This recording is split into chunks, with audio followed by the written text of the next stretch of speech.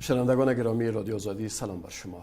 برنامه حقیقت چیست این هفته مختص ساختیم به کارکردهای حکومت وحدت ملی و همچنان چالش‌های فراراه مبارزه با فساد اداری. فساد یکی از عمده‌ترین چالش‌ها و یکی از عمده‌ترین مشکلات برای مردم افغانستان، حکومت وحدت ملی و همچنان سبب نگرانی عمیق جامعه جهانی شده است و اینکه در راستای مبارزه با فساد چی کارکردهای حکومت افغانستان داشته و با چه چالش‌های روبرو بوده است، با محترم محمد حسین فخری رئیس اداره عالی مبارزه با فساد اداری مصاحبه‌ای را اختصاص دادیم که توجه شما را بدان معطوف می‌داریم. بسیار زیاد تشکر جناب فخری صاحب از اینکه وقت دادین. سلامت باشید. فخری صاحب، قسمی که در مقدمه هم یادآوری کردم، یکی از مشکلات عمده در افغانستان فساد است. این که تا چه اندازه به صورت عام دولت افغانستان در این عرصه در مبارزه با فساد موفقیت داشته و به صورت خاص اداره شما میخواستیم به شما بشنویم.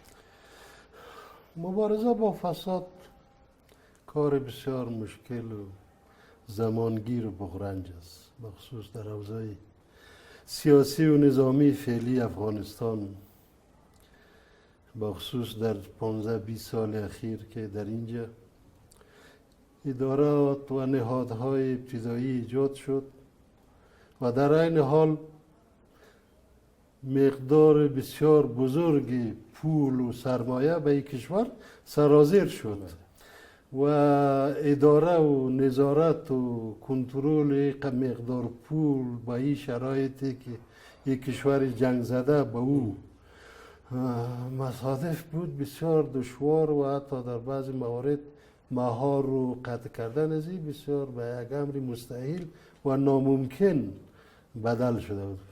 و اون لحاظ به هر صورت دولت مکلف است که مبارزه بکنه با فساد و اگر نکنه خسارات و مشکلات بسیار سنگینه را بار میاره که شما بیشتر و بهتر میفهمید.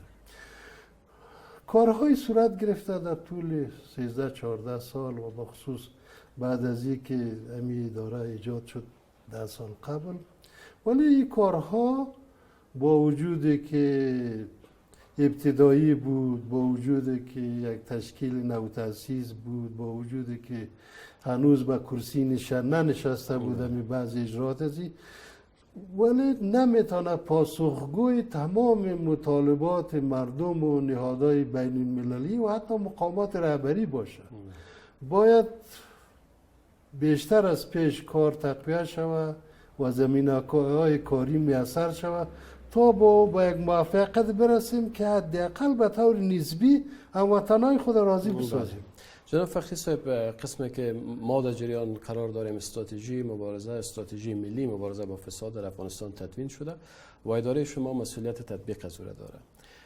قسمی که شما هم گفتین مشکلات وجود داره، چالش‌های بسیار زیاد وجود داره و کوشش شما کردین که تا حدی را بتونین رضایت مردم فراهم بسازین، ولی همون قضایایی که شما پیگیری کردین و به نتیجه رسیده باشین، اگر از او یک یادآوری بکنین. ما در زمانی که صلاحیت بررسی را داشتیم در حدود 400 دوسیه را ما به لویچان والی تسلیم دادیم.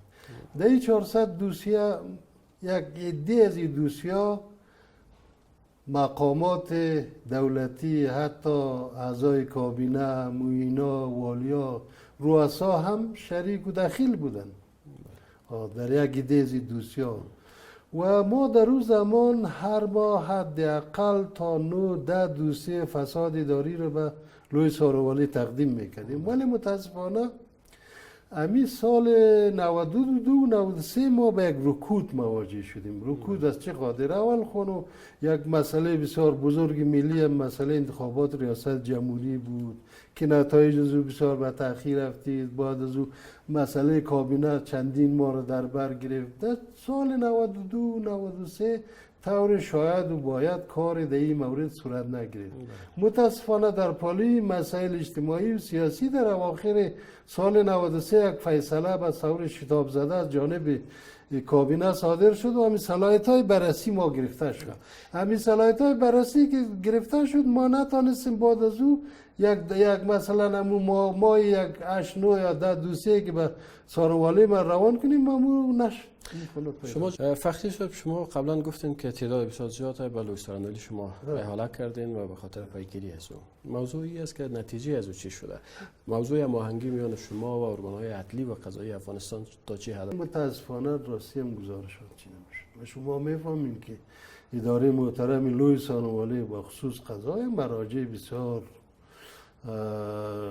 رفیع است از لحاظ مسائل حقوقی و عدلی و قضایی.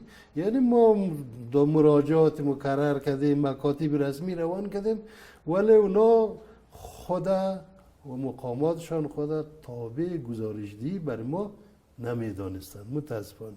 ولی در این اواخر که شورای عالی حاکمیت قانون ایجاد شده، مرکز عدلی و قضایی ایجاد شده و در اونجا مقامات رهبری دولت بخصوص شخص رئیس جمهور که از ما در این اواخر نمی روابط و همکاری و پاسخدهی و گزارشدهی را به دیگر عملی کردیم و حال فعلا همی اجرا و تطبیق میشه.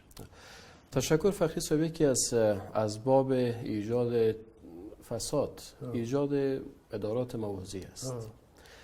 با وجود از اینکه اداره عالی مبارزه علیه فساد اداری به شکل که شما گفتین کارهای خود را پیش برده و بسیار صادقانه پیش برده، رئیس صاحب جمهور مرکز عدلی و قضایی مبارزه با فساد هم ایجاد کرده. چی فکر میکنین که کارکرد مرکز عدلی و قضایی با کار شما چی تفاوت خواهد داشت و چی نوع هماهنگی بین شما ایجاد خواهد شد؟ تفاوت زیاد داره. ببینین ما قضایا را بررسی میکنیم و اگر ایجاب تعقیب عدلی را کرد، ایجاب تحقیقات کرد، ما به لوی سارنوالی تقدیم میکنیم. لوی سارنوالی یک مرجع تحقیق است، باید تحقیقات دوسیه را تکمیل بکنه، اسناد و شواهد لازمی محکمه پسند باید در دوسیه پیدا بکنه و توصیف جرمی را باید انجام بده. بعد از اون دوسیه میره در مرکز عدلی و قضایی، در بخش محکمش. یعنی ما یک مرحله ابتدایی هستیم و بعد از این باید سارنوالی و دوسیه را تکمیل بکنه، محول محکمه بکنه. یعنی ما امرای سارنوالی و قضا یعنی ادارات موازی شمرده شدن. منظور من فخری صاحبی است که اداره شما قضیه را به گونه ابتدایی تحقیق میکنه، شکایت دریافت میکنه، سرش کار میکنه، دوسیه را تکمیل میکنه، به سارنوالی روان میکنه و این پروسیجر عدلی خود طی میکنه و بالاخره به محکمه میره. دلیل از این که مرکز جداگانه ایجاد شود چی است؟ این مرکز جداگانه برای تمام دوسیه ایجاد نشده. این مرکز جداگانه یا مرکز عدلی دوسیه و قضایی صرفاً دوسیه سنگین جرایم فساد اداری رسیدگی میکنه.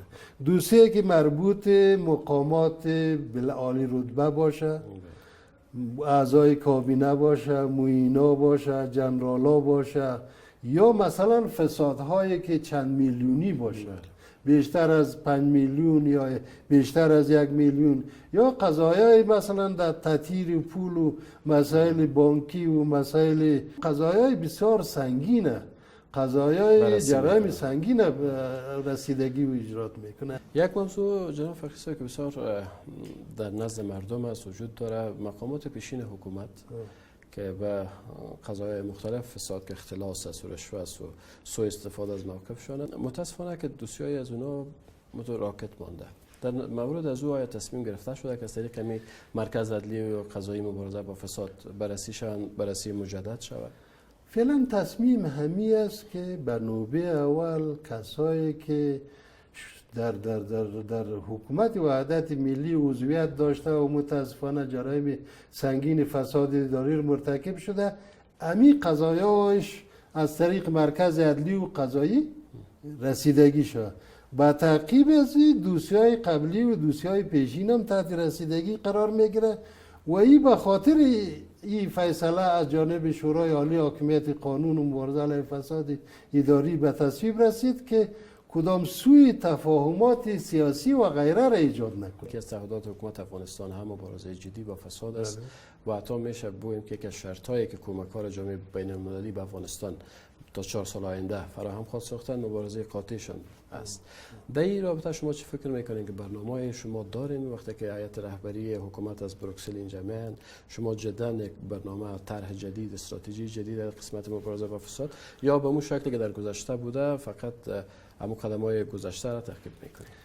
در جلسه اخیر شورای حاکمیت قانون به تصویب رسید که بعد از این که هیئت عالی رتبه دولت جمهوری اسلامی افغانستان از بروکسل بازگشت میکنه، نظر به مصوباتی که در او کنفرانس صورت میگیره و تعهداتی که دولت میتن، باز یک سلسله تصامیم جدید یا پالیسی های جدید از طرف مقامات عالی رهبری دولت اتخاذ میشه و ادارات دخیل در امر مبارزه با فساد اداری طبق همون پالیسی های جدید باید کارهای خود، برنامه های خود و اهداف خود عیار بسازه و من فکر میکنم کار در این عرصه پس از بازگشت این هیئت و مقامات تقویه میشه. بسیار زیاد تشکر جناب فخری صاحب. به عنوان سوال اخیر در مورد ثبت دارایی های مقامات عالی رتبه دولتی چه فکر میکنید تا چه اندازه شما موفق بودین و این که معلومات دقیق نیست کارکرد شما یا پلان شما در این رابطه چه خواهد بود؟ مسئله ثبت دارایی در حکومت وحدت ملی پیشرفت‌های خوبی را نصیب شده و دلیلش می است که شخص رئیس جمهور در این مسئله بسیار قاطع و جدی است و اولین فرمی که ثبت شد دارایی های شخص رئیس جمهور بود. تمام اعضای کابینه دارایی خود ثبت کردن، همچنین مقامات رهبری دولت و جز از یک دو سه مقام تمامشون دارایی خود ثبت کردن. ما چند مرحله داریم در مسئله ثبت دارایی. ثبت دارایی را شما یک تحقیق میکنین که دقیق است، واقعی است یا غیر واقعی است؟ ما برای شما عرض میکردم. مسئله ثبت دارایی چند مرحله داره. یکی دارایی ثبت میشه، شخص یا مقام دارایی خودش باید تمام جزئیاتش را ثبت بکنه. وقتی که ثبت شد طبق احکام قانون اساسی و ماده 154ش باید این نشر شود که ما دارایی تمام مقامات در جریده ملی انیس نشر کردیم. بعد از او اگر مردم کدام معلومات اضافی داشته باشه باید بر ما خبر بده که متاسفانه در این مورد همکاری طور شاید باید صورت نمیگیره. بعد از او باز ما دارایی ها را مرحله دومش رسیدگی و تدقیق است.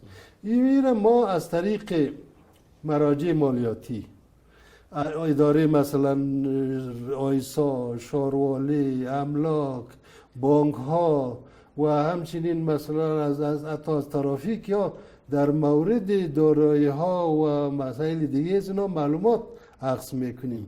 وقتی اون معلومات اگر آمد و معلومات رسید با فرمی که خود شخص ثبت کرده مطابقت داشت خوب، اگر نداشت باز ما سوالات اضافی به شخص یا به مقام محول میکنیم که توضیح بده که چرا مثلا یعنی مسئله را کتمان کرده یا طور درست تذکر نداده و یا منبع پولی از این دارایی را از کجا کرده. این سوالات بعدی را ما میکنیم. تشکر.